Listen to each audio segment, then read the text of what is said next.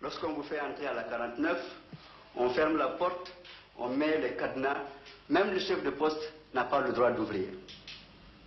Sauf, bien sûr, quand vous êtes mort. Pas de nourriture, pas d'eau. Même l'air que vous respirez, si on avait les moyens, on l'aurait supprimé pour que vous mouriez beaucoup plus lentement et beaucoup plus sûrement encore. Alors avec cette corde, vous étiez, quand vous êtes attaché comme ça, alors on vous pend avec cette corde. Vous êtes attaché et pendu. Les pieds ne touchent pas terre. De sorte que, à la moindre décharge électrique, alors vous voyez ce que ça peut faire comme secousse. N'est-ce pas? À chaque fois qu'on tournait la gégène, vous étiez là en train de vous balader à l'air comme un pantin. Attaché à cette corde, évidemment, qui était plus solide à l'origine. C'est là que se trouvait la gégène qu'on tournait, ici. Ici, on le branchait au sein, aux oreilles et finalement au sexe. Même les femmes, même aux femmes, on le branchait au sexe.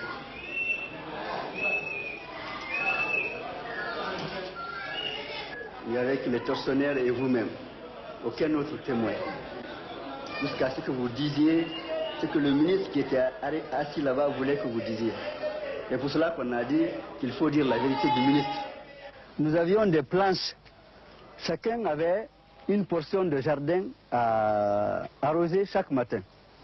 Alors un matin, alors que j'arrosais ici, j'ai entendu quelqu'un dire psst, psst, psst. J'ai regardé par là, je n'ai vu personne. C'est en ce moment que j'ai vu, sortant de ce trou-là, qui était plus petit que ça, j'ai vu une main qui était sortie tenant un chiffon.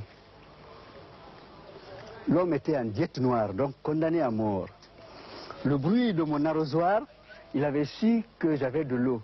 Et il me demandait de lui mettre un peu d'eau sur le chiffon pour sucer. Alors, mais je suis resté comme pétrifié. D'abord, de voir une main sortir d'un trou, la vision là même était presque irréelle. Deuxièmement, j'étais devant un cas de conscience. Si je donne l'eau et qu'on me voit, on me met en diète noire. Si je ne le fais pas, je sais que c'est quelqu'un qui va mourir de soif.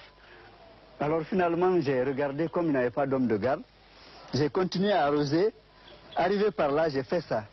J'ai donné un mouvement vertical à mon arrosoir. Un peu d'eau est partie se mettre sur son chiffon qu'il a fait entrer. Malheureusement, ça ne l'a pas sauvé puisqu'il était en diète noire, il est mort quand même. J'ai passé 10 jours sans boire et sans manger. Tellement j'ai eu soif. Ma langue collée à mon palais, j'étais obligé d'uriner dans mes mains et de boire. J'ai bu mes urines pour pouvoir respirer. Alors au 10e jour, très tard dans la nuit, ils viennent nous menotter, ils nous ont mis des menottes tchèques. À chaque fois que bougeait la main, ça rentrait dans la main, ils nous amènent à l'interrogatoire. On m'a branché le courant là. 2 fils, un fil électrique là, un fil électrique, avec un appareil qui est sur la table. On vous pose les questions.